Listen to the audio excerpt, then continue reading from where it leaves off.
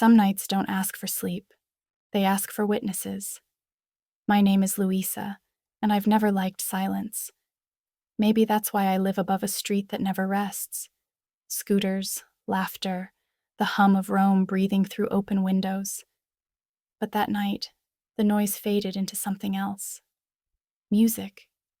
I'd just come back from the theater, still wearing my black dress, my skin warm from the summer air. I poured a glass of white wine and stepped onto the balcony. Below, the glow of street lamps, voices fading into distance. Across from me, another balcony bathed in amber light. And there she was, a woman sitting by a piano, hair loosely tied, shoulders bare under a silk robe. Her fingers moved slowly, deliberately, as if she was teaching the night to listen. The melody was quiet, hesitant at first, then deeper, confident. She noticed me when she paused to turn a page.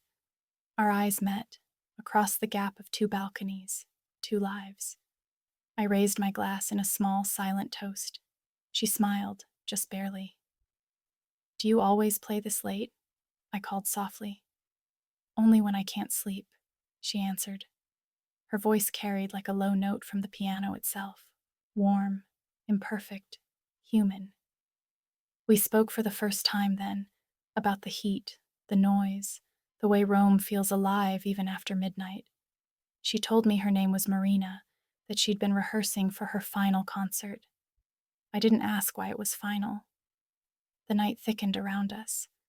I could smell jasmine and the faint scent of rain waiting somewhere over the city. She leaned on the railing, resting her chin on her hand, studying me the way she might study a piece of music. "Were you performing tonight?" she asked.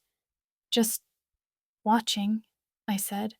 "Sometimes that's harder." She laughed quietly, not with amusement, but with recognition. The piano behind her stayed open, keys catching the light like teeth. We talked until the street below went silent. I forgot about the time, the heat, the glass in my hand. When she finally said goodnight, she didn't move back inside. She stayed there, still, letting the city breathe between us. And I realized the night wasn't silent anymore. It was listening. Some music is meant to be heard only once, by the right person. The next night, I left the theater early. I didn't admit it to myself, but I was hurrying home. Not for sleep, not for peace, but for her. For the sound of that piano through the warm Roman air. When I opened the balcony doors, the city was humming again. Soft traffic, laughter below, a radio somewhere playing old Italian love songs. But her window was dark. I waited, pretending not to. Then, just when I thought she wouldn't come, light flickered across her wall. The piano's first notes followed, hesitant, almost shy. She stepped into view, saw me, and smiled as if we were continuing the same sentence from the night before. "You came back," she said. "Only to listen," I replied. She played while I leaned against the railing, eyes closed, letting the music touch everything between us. The heat, the stone, the air. It was a slow piece, full of pauses and ache, like someone speaking through memories. When she stopped, the silence after was heavier than the sound itself. "Is that the one for your concert?" I asked. "Yes," she said. "It's also the last one I ever wrote."